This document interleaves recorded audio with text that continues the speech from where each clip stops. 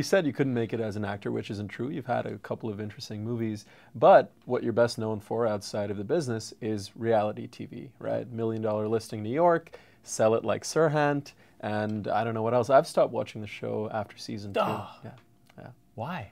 I don't know. You tell me. What changed? I love I like the fighting between you guys and Luis and all that. Yeah. And once he sort of faded away a little bit, wasn't as exciting to me. But what's the latest? What should people know about it now? And every season is bigger and better, and because it has to be. Like, we can't sell the same property multiple times, and we can't work with the same people. So every season we sit there and we say, listen, okay, tomorrow I'm going on a pitch for this townhouse. The seller is a little bit interesting. Come, let's film that. Let's see what happens. Yeah. So, the show takes us a long time to shoot because they follow these deals in real time, right, which is kind of a big pain. I wish that we could just do it in a month, but we can't. But the show, listen, people watch it all over the world. We're obviously biased because we're in this business, sure, but it is, it's following the real estate agent's life in New York City. Not necessarily just the real estate, right? It's not just that one property. It's how do you stay motivated and stay active and live your life in this crazy city and to deal with these sellers and these developers and these buyers as they try to beat you down every day. And I think that's what people like watching.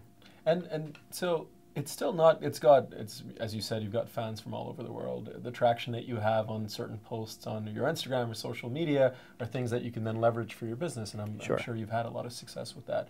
Within the industry, there's still a lot of pushback. So Leonard Steinberg, he recently wrote, reality TV is like pornography. A lot of it is faked, right? Yeah. What's your response to that? And talk a little bit about how you can actually use it to be a better broker. I mean, I don't know what type of porn he's watching, but in terms of what's faked and what's not. But it is, I mean, listen, the show follows all real deals. I mean, you can check it, right? I think Real Deal does that, as does Curbed and everybody else. It's all public record. It's all there. And NBC, Universal, and Bravo are very, very strict on that, which is part of why it takes us 9 months to film a season. But I think he was referring to the theatrics, the going back and forth when a deal's already done, some of that. Does that ever play into, is there embellishment? Is there all of that? No, I mean, I would say that anytime there's a camera in front of someone's face, you up the ante. You have to, right? Remember too that season 1 of that show, we filmed with 4 agents, and the producers told us the one who is the least entertaining will be cut after you film the entire season. And so all of us were like, oh man, I don't want to waste my time. And 2, I don't want to be the real estate agent that was fired from a real estate agent TV show.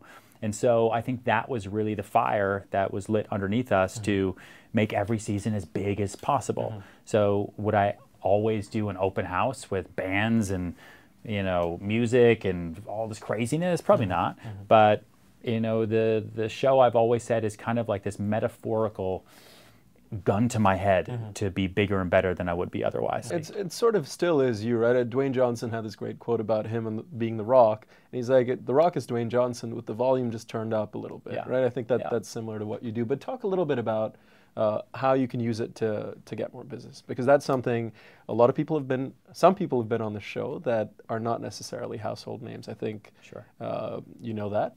I mean, the real estate business in itself is driven by people who do not take days off, right? You have to work incredibly hard. And so the minute that show happened, I was doing one building in the financial district and mostly doing little rentals. And I said, I've got this one ticket, this one card, and I am going to scream it from a mountaintop until it's over, because one day it will end. And I need to milk as much of it as I possibly can. So, you use it with developers and sellers when you sit there and you say, listen, I use all the same marketing platforms that everybody else does. I have an incredible social media presence that most people don't. And if you'd like to be on television, that's something that we can talk about. But at the end of the day, even I don't have that final say.